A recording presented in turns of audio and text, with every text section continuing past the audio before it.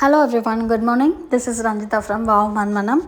இன்றைக்கி ரொம்ப நாள் நம்ம பண்ணணும்னு நினச்ச வேலையை முதல்ல பண்ண போகிறோம். நிறைய வேலை இருக்குது. அதில் இந்த வேலை ஃபஸ்ட்டு. நமக்கு அவரைக்காய் செடியோடு வளர்ந்துருந்த புளிச்சக்கீரையை நம்ம மாற்றி வைக்க போகிறோம். அது ஒரு 3 பார்ட்டிஷனாக வளர்ந்துருக்கு. ஒரே ஒரு க்ரோ பேக்கில் ஒரு அவரைக்காய் செடி மட்டும்தான் வளர முடியும். ஸோ அதில் இவங்க 3 பேர் சேர்ந்து வளர்கிறது 4 பேருக்குமே நல்லது கிடையாது. ஸோ அதனால் நம்ம இன்றைக்கி புளிச்சக்கீரையை மாற்றி வைக்கிறதுக்காக அது எல்லாத்தையுமே நம்ம பறிச்சுக்கலாம். ஏன்னா இப்போ நம்ம புளிச்சக்கீரையோட ஃபேன் வேறு ஆகிட்டோம் நம்ம. ஸோ அதனால் புளிச்சக்கீரையுமே நமக்கு ரொம்ப முக்கியமாக தேவைப்படுறாங்க. ஸோ அதனால் நான் அதை எல்லாத்தையுமே ஒரு வேறு க்ரோ பேக் செட் பண்ணி செட் பண்ணி அதை தனியாக நான் வைக்க போகிறேன். இந்த அவரைக்காய் இப்போ சீசனுங்கிறதுனால நல்ல காய் கொடுக்க ஆரம்பிச்சிருக்கு. ஸோ அப்போது அதில் ஒரு அப்டக்கிள் மாதிரி இந்த விஷயம் இருக்குது. ஸோ அதனால் அதோட வேலையை கரெக்டாக பண்ணுறதுக்கு நம்ம தடங்களாக எதுவுமே வச்சுருக்கக்கூடாது. ஸோ அதனால் நம்ம இன்றைக்கி வேலையாக அந்த வேலையை பண்ணியாச்சு. நான் முன்னாடி அவரைக்காய் மெயின்டெனன்ஸில் அந்த வண்டை கையால் எடுத்து விட்டுருந்தேன் பார்த்திங்களா முன்னாடி வீடியோவில். அது பார்த்திங்கன்னா சீரியஸாக அந்த விஷயம் அவ்வளோ ஹெல்ப்ஃபுல்லாக இருந்துச்சு. மாடி தோட்டத்தில் ஒரு 5-6 கணக்கில் செடி வச்சுருக்கிறவங்க கண்டிப்பாக அந்த மாதிரி மெத்தடை ஃபாலோ பண்ணால் அந்த கருப்பு பூச்சி, அந்த வண்டு எதுவுமே இல்லாமல் ஆகிடுது. ஸோ நம்ம எடுத்து விட்டோன்னா அதுக்கப்புறம் அது வர மாட்டேங்குது. ஸோ நான் ஒரு மண் கலவை ரெடி பண்ணி வச்சுருக்கேன். அதுக்கு அதில் நான் இந்த புளிச்சக்கீரையை நான் நட்டு வச்சுட்டேன். ஸோ இதுக்கப்புறம் புளிச்சக்கீரை தனியாக ரொம்ப புஷ்ஷியாக அவங்க தனியாக அவங்களோட இடத்துல வளருவாங்க. அவரைக்காய் தனியாக அவங்களோட இடத்துல வளருவாங்க. ஸோ இந்த வேலை கிட்டத்தட்ட நான் ஒரு 1 மந்த்தாக நான் யோசிச்சு பண்ணணும்னு நினச்ச விஷயம். இன்றைக்கி தான் என்னால் பண்ண முடிஞ்சுது. ஸோ இன்றைக்கி okay, I am very happy. So இதுக்கப்புறம் நம்ம நிறைய புளிச்சக்கீரையுமே அறுவடை பண்ணலாம், நிறைய அவரைக்காவும் அறுவடை பண்ணலாம். ஸோ புளிச்சக்கீரையில் நம்ம வேறு ரெசிபீஸ்லாம் தேடி பண்ணலான்ற மாதிரி யோசிச்சிருக்கேன். அந்த கத்திரிக்காய் பச்சடியில் போடுறது மட்டும் அல்லாமல் புளிச்சக்கீரை மற்ற கீரை கடையிறப்போ மற்ற கீரையிலையுமே கொஞ்சம் ஒரு கைப்பிடி புளிச்சக்கீரை போட்டு கடைஞ்சால் நம்ம அந்த புளி போட வேண்டிய அவசியமே இல்லை. புளி எவ்வளோ தூரத்துக்கு நல்ல விஷயமோ அதே நேரத்தில் அதில் சில சைடு எஃபெக்ட்ஸும் இருக்குது.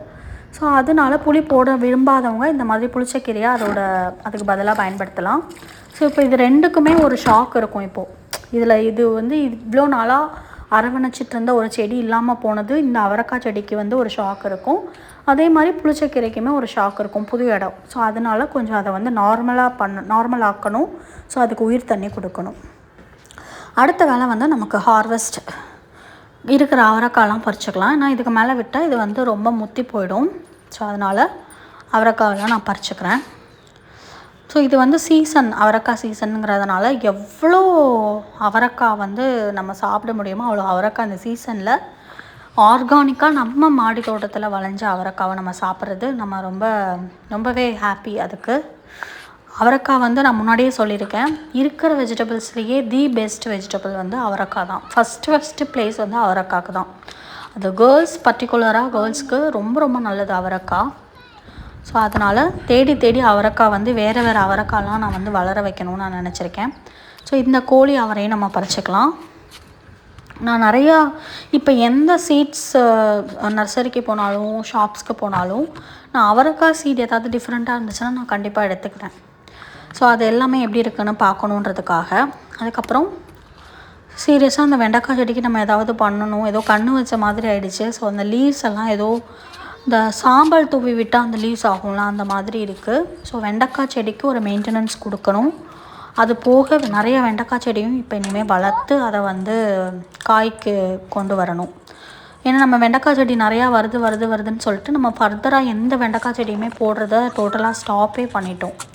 ஸோ அதனால் இப்போ புதுசாக வெண்டைக்காய் நாற்று வளர வைக்கணும். ஒரு 5-6 செடியாவது இருந்தால் தான் நமக்கு வாரத்துக்கு தேவையான ஒரு நாளாவது வெண்டைக்காய் பொரியல் பண்ணுறது மாதிரியான நமக்கு காய் கிடைக்கும். ஸோ அடுத்து வெண்டைக்காய் இதை போடணும். அதான் இது ஒரு நான் ஸ்டாப் ப்ராசஸ் கார்டனிங் மட்டும். ஒரு பக்கம் விதைச்சிக்கிட்டே இருக்கணும், ஒரு பக்கம் அது அறுவடை கொடுத்துட்டே இருப்பாங்க, ஒரு பக்கம் அறுவடை கொடுத்து முடித்து அவங்க போயிட்டே இருப்பாங்க. ஸோ இந்த ப்ராசஸ் ஒரு சைக்கிள் மாதிரி ஃபாலோ ஆகிட்டே இருக்கும் போல். ஸோ இருக்கிற தக்காளி, செர்ரி டொமேட்டோஸ் எல்லாத்தையுமே நம்ம எடுத்துக்கிட்டாச்சு. ஸோ நிறைய செர்ரி டொமேட்டோஸும் வந்து விழுந்து அதோட விதை வந்து ஸ்ப்ரெட் ஆகுதுன்னு நினைக்கிறேன். வளர்ந்துட்டு இருக்கிற செடியில் எத்தனை செர்ரி டொமேட்டோஸ் செடி வருதுன்னு நம்ம பார்ப்போம். ஸோ தக்காளிக்குமே வந்து புது நாற்றுகள் வந்து நம்ம வேறு இடத்துல வந்து மாற்றி வச்சுட்டு தான் இருக்கோம். ஸோ இன்றைக்கி வந்து ஒரு முக்கியமான வேலையும் ஒரு குட்டி ஹார்வெஸ்ட்டும் நம்ம பார்த்தாச்சு. ஸோ இந்த பதிவு உங்களுக்கு பிடிச்சிருக்கோன்னு நம்புகிறேன். மறுபடியும் நாளைக்கு பார்க்கலாம். Happy gardening. தேங்க்யூ.